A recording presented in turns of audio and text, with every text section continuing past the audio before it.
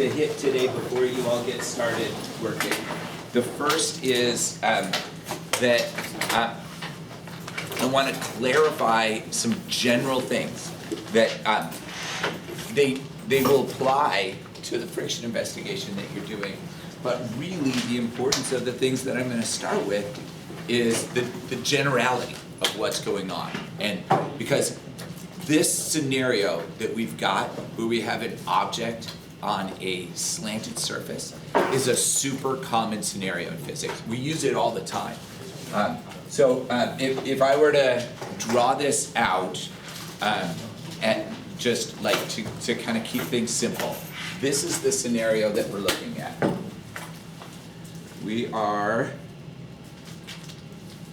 We're looking at an object that is on a ramp that's tilted at an angle. Okay, that object has some amount of mass associated with it. The ramp is tilted at some sort of an angle. And this is a totally unrealistic depiction of what's going on. But actually, this is a super common situation. I mean, we could come up with sort of glorified versions of when this actually happens. Like, I don't know, like if you are walking up the ramp to the gym and you stop and you're standing there, that's object on a ramp. A car going down like an actual tilted ramp, like if you're going from a ferry to a dock, then you're going down a ramp like this. But the truth is it doesn't have to be a perfectly smooth sloped ramp-like surface like this, right? Any tilt looks like this, even if it's like, but when you go down the hill here, come into school, you are effectively on a ramp. This specific scenario that I'm asking you all to investigate is a scenario in which the velocity is 0 and it's constant. It doesn't start moving ever. That is one of the kind of givens of this situation, okay? That means that the acceleration has to be 0 too. If you have an object that isn't moving, for an instant, it could be accelerating. When I throw this ball up into the air, when it gets to its highest point, for a split second, it's not moving. But that split second lasts for no time at all. Its velocity is 0 at the highest point of its arc, but it's accelerating the whole time. An object can have a velocity of 0 and still be accelerating, but an object cannot keep a velocity of 0 and still be accelerating. If our velocity stays 0, then it can't be accelerating. Something cannot stay motionless and be accelerating. This block right here has an acceleration of 0. And I know that because it's not moving now, and now it's still not moving, and now it's still not moving. Okay. Newton's second law says that the sum of forces acting on an object is equal to that object's mass times its acceleration. If the acceleration is 0, then mass times acceleration is 0, and the sum of the forces on this object has to be 0. Okay? In the circumstance that the object stays motionless, that means the acceleration is 0, that means the sum of the forces is 0. What I want to point out to you is that that is not necessarily the case based on this drawing. That's the case that we've described in the problem. Like I told you in the activity to place the block on a ramp and then lift the ramp up until it starts moving. Okay, so that means this is a given. That's also the case in this scenario right now. We can see this block isn't moving anywhere, therefore this scenario applies. But there's a couple things that could change this. One is, if there were other forces acting on this object, then some of this stuff might not be true. So one of the conditions that we are applying to this particular investigation is that there's no other forces. We're just saying there are no other forces that aren't like somehow implicit in the diagram itself, right? And you might be like, well, what would that look like? Well, what if this were a a box on the ramp of a moving truck and somebody were pushing the box up. I have literally done that before, and many of you probably have too, right? That would look like this. Okay, there could be another force acting on this. Something can push down on an object. Something can push side to side on an object. Like, there's no rule that says if you have an object on a ramp, you have to back away and leave it there. But in this particular scenario that we're working with, that is the case. Here are some other things that could be true, but aren't. There might be a constant non-zero velocity. What might that look like? Well, it could look like this. Could be sliding down the ramp at a constant velocity. We can have objects that slide up ramps at constant velocity. That might be because something is actively pushing it, or it might be a scenario like this.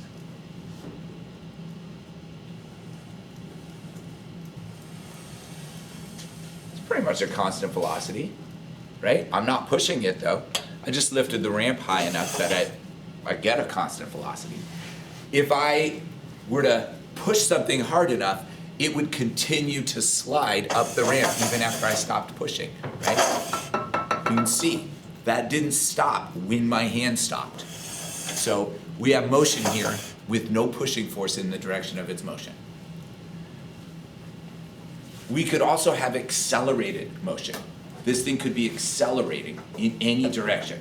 Now, under these circumstances, it won't be. But under other circumstances, it could be.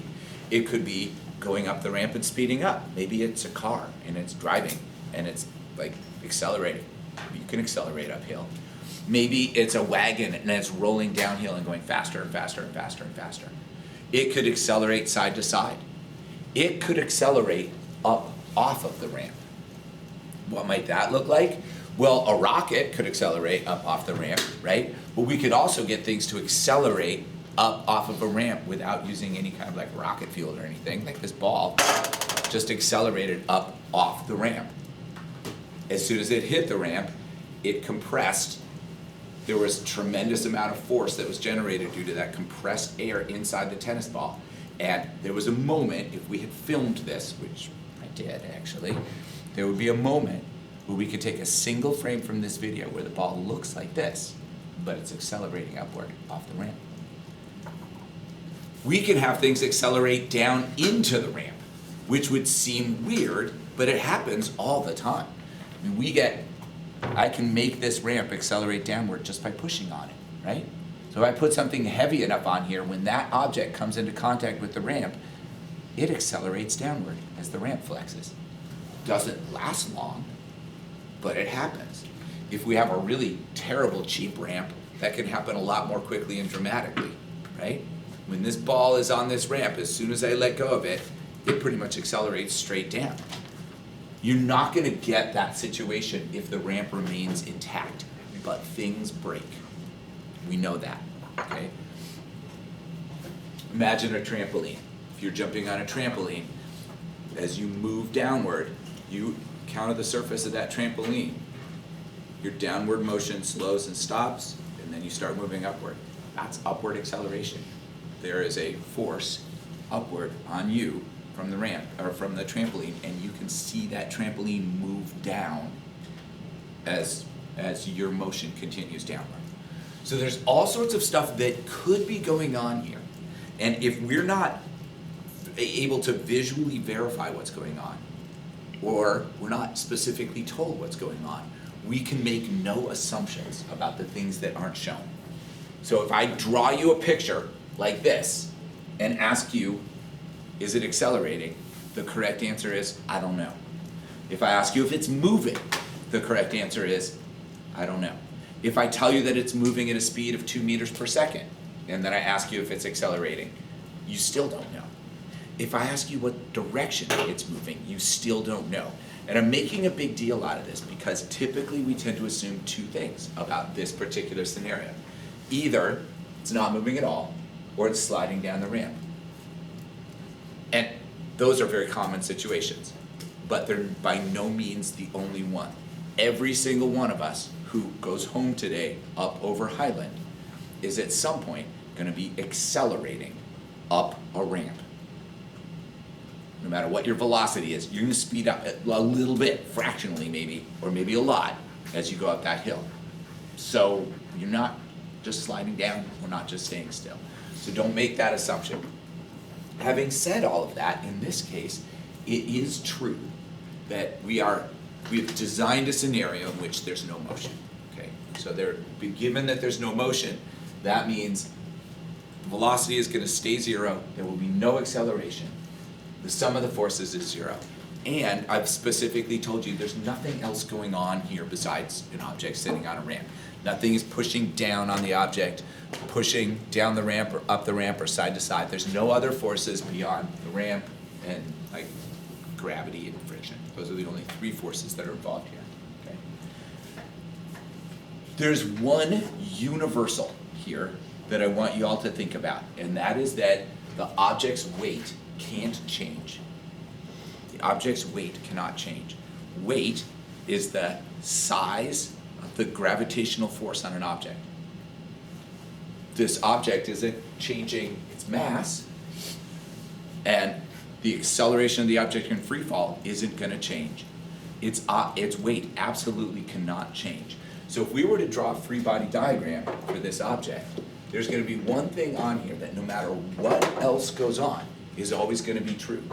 And that is that there's gonna be a force straight down that has a magnitude of the object's mass times the acceleration of an object in free fall. That is the gravitational force on the object, which sometimes we write as F with a little g, also known as the weight of an object, which we sometimes write as a W. Those three quantities all mean the same thing. W equals F with a little g equals an object's mass times 9.8. 9.8 is always positive. G is a constant. G is defined as positive 9.8 meters per second squared, the magnitude of an object's acceleration when it's in free fall.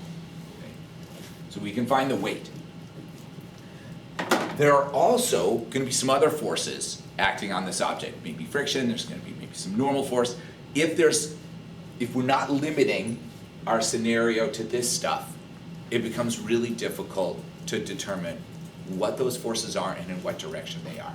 There may not be a normal force acting on an object at all, even if it's like in contact or somewhat in contact with the surface of a ramp.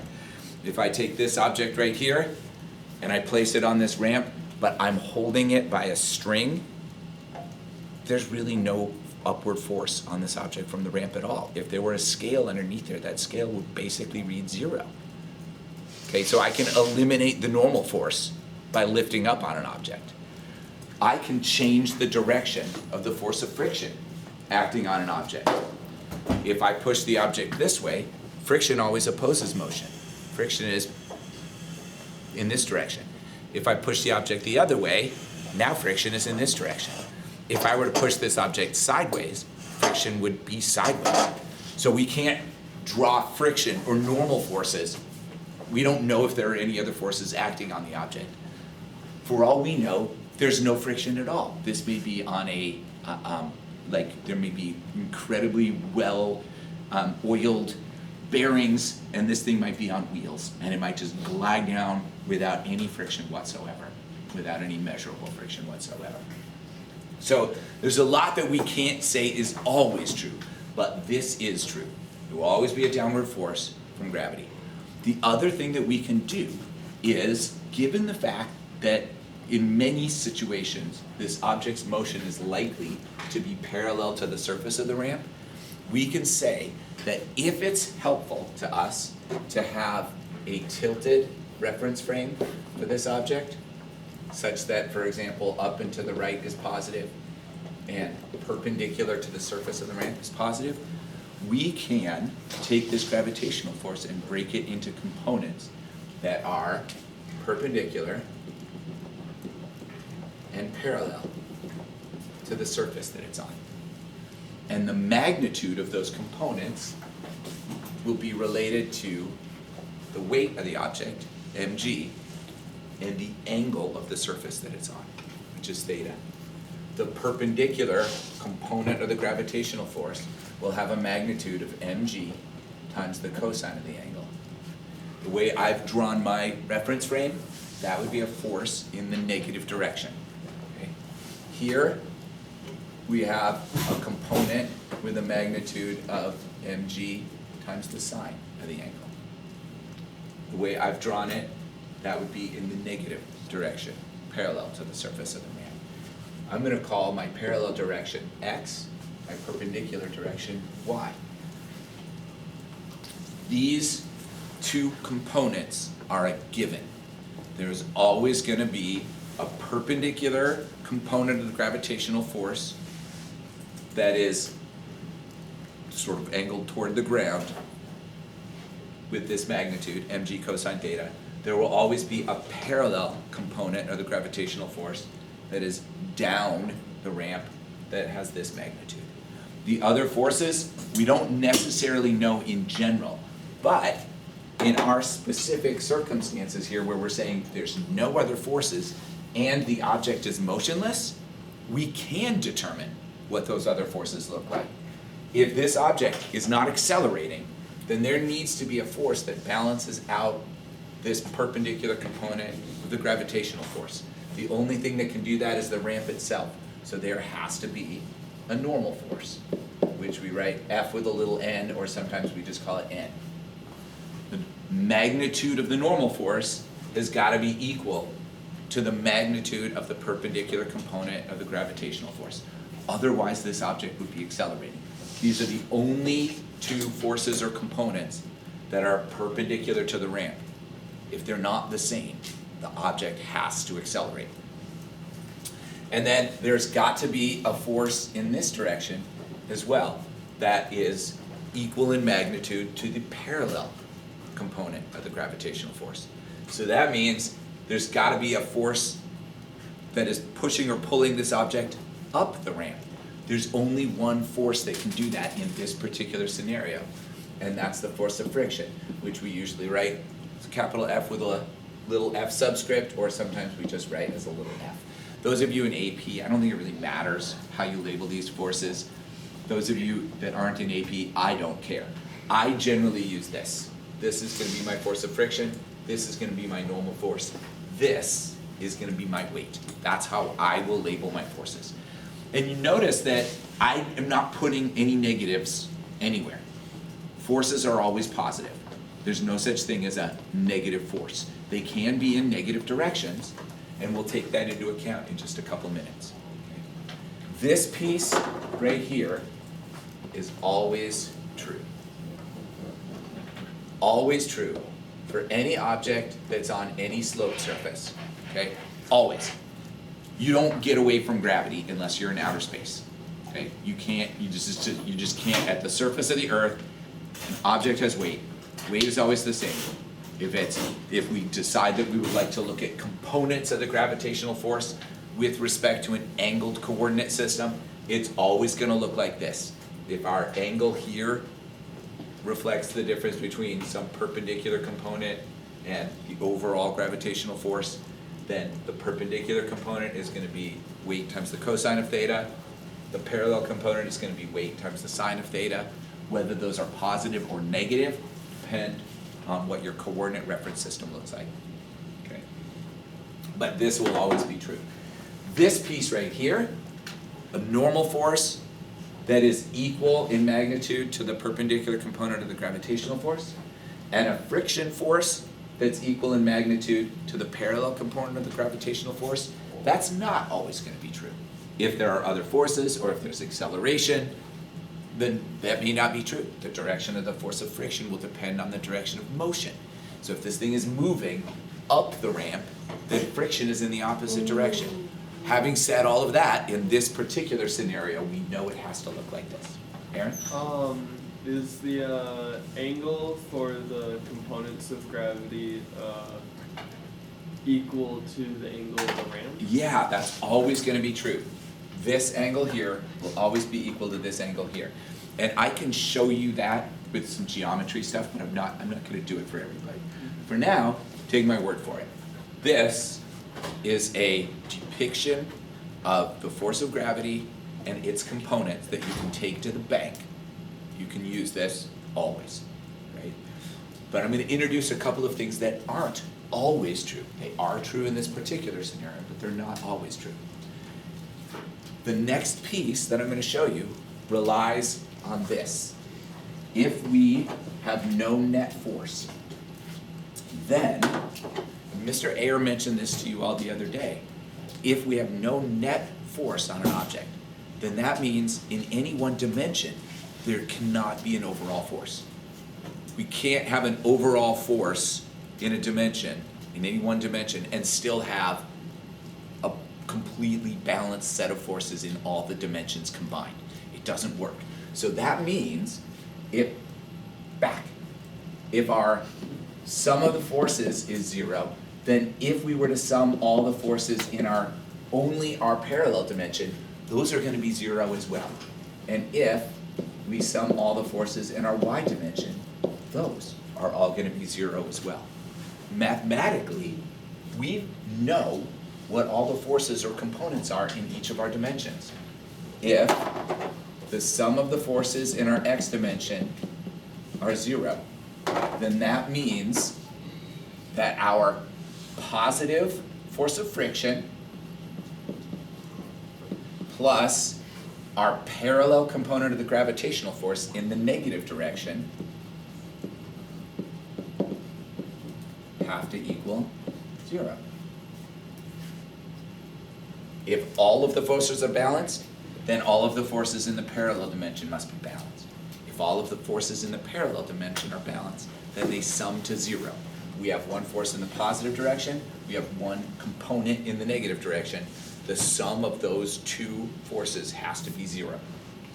Same in the y dimension. If we look at the sum of the forces in the y dimension, they have to add to 0. That means our normal force, which is in the positive direction, and the perpendicular component of the gravitational force, which is in the negative direction, have to add together to be 0 as well. This we don't really care about right now. We will. This is going to become really important in many circumstances. Right now, all we care about is what's going on parallel to the surface of the ramp. And if we look at this equation right here, if we add mg sine theta to both sides, we get something that's super useful for your friction investigation, which is this. The force of friction acting on this object has to be equal to mg times the sine of theta. This is an equation that is only true when the velocity is constant, there's no acceleration, then there are no forces acting on the object. And the velocity has to be 0, or it actually could be moving at a constant velocity down the ramp, but we're just going to keep it still. The object is motionless and stays motionless, and there's no other forces, then this is true. The investigation that you're doing is asking you over and over and over, what is the magnitude of the force of friction? What is the magnitude of the force of friction at a certain angle? What is the maximum magnitude of the force of friction? Here's how you find it. Weigh your object, measure your angle. If you weigh the object with a scale that makes measurements in grams, then you have to divide by 1,000. If you weigh your object in a scale that makes measurements in kilograms, you're good. This unit right here, the unit of mass, needs to be in kilograms. G is 9.8 meters per second squared. If you measure your angle in degrees, then make sure you check your calculator and make sure your calculator is set. That is not how you spell calculator. I'm not even going to try to fix this. You all know how to spell the word calculator. Apparently I don't. So make sure your calculator is set to whatever you measure your angle in. All of you, from what I can tell, are measuring your angles in degrees. So make sure your calculator is set to degrees. Okay? So this is the first big piece that I want you to think about. This is how you find the magnitude of the force of friction acting on a motionless object on a ramp.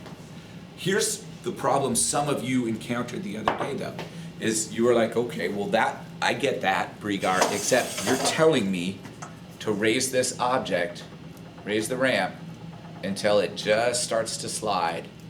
And once that happens, it's no longer motionless. So everything breaks down, right? Because now, this isn't true anymore. Which means this might not be true. Which means this isn't true.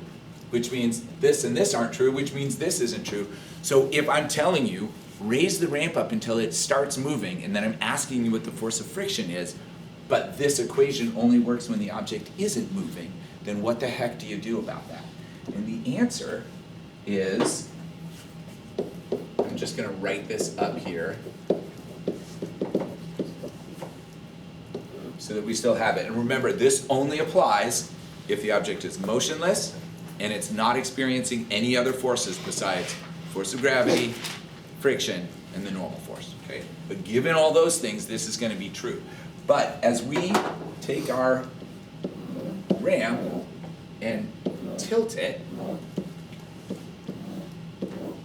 we know that if it is at an angle of 0, there is no parallel component of the gravitational force, which means mg sine theta is 0, which means the force of friction acting on the object is 0. As we tilt the object, we start to get a parallel component of the gravitational force.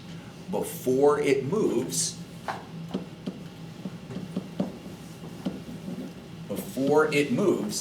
we now know that our force of friction has got to be greater than 0 because it's preventing this object from moving. It's got to be equal and opposite. Well, what about when it starts to slide? Now what happens to the force of friction? And the answer is we actually will be able to figure that out. But we don't have the tools to do that yet. So how do you deal with this situation?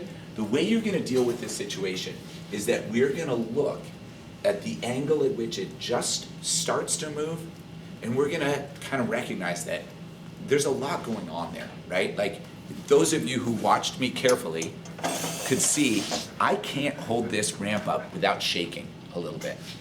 I'm shaking. I can hear the block as it moves around. My shaking can cause that block to move, even if I don't change the angle, right? Like, it's sliding down right now. I can see it as I shake. But if I hold still, it doesn't move. That means my shaking affects the motion of this block. As I get really, really, really close to the angle at which it starts to slide, my shaking will affect it a lot. If I can hold it really, really still, I can keep it from sliding. But if I start to shake, it's just going to start to slide. So what does that tell us about angles? It tells us that our measurements are very inaccurate.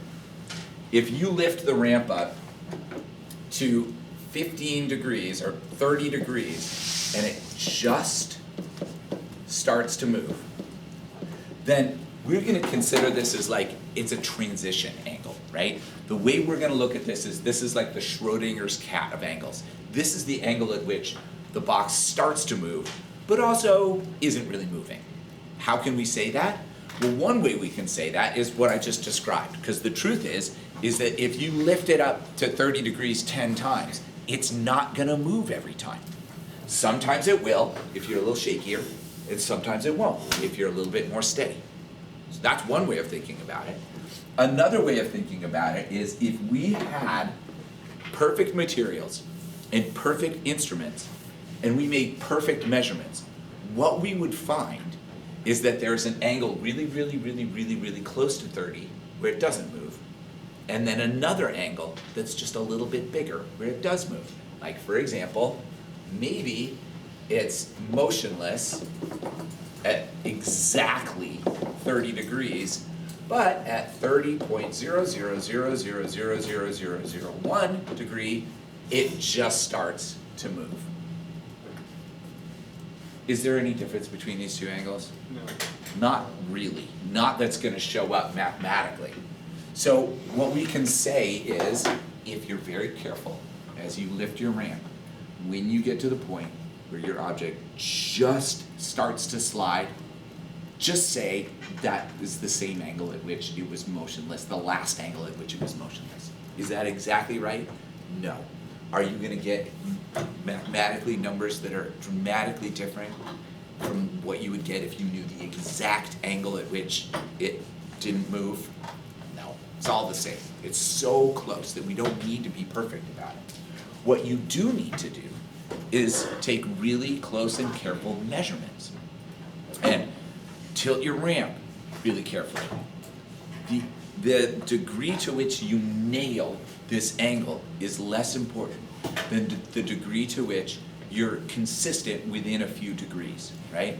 If this thing starts to move at around 30 degrees, then what I would expect is if you did this without changing anything else 10 times, you would get 10 measurements that are around 30 degrees, 28, 31, 30, 32, 29. Just keep getting measurements that are pretty close to 30 degrees.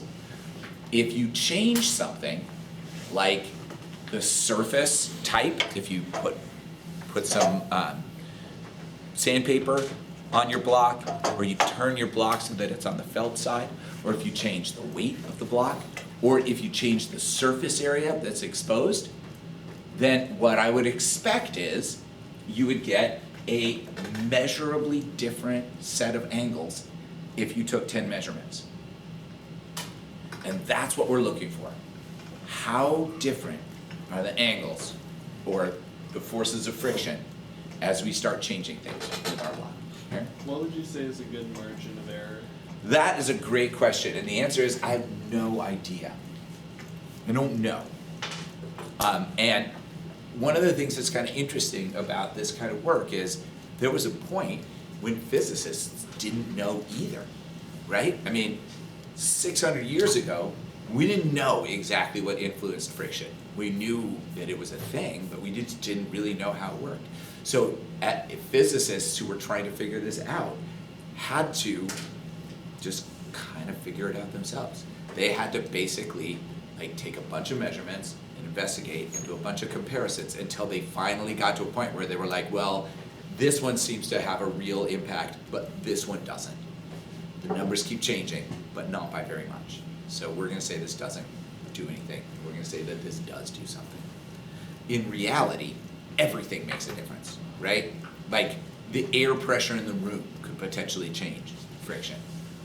You know, I change friction by rotating this block. But is it really gonna change measurably? Probably not. Okay. All right, so you all have the remainder of the period to continue collecting data.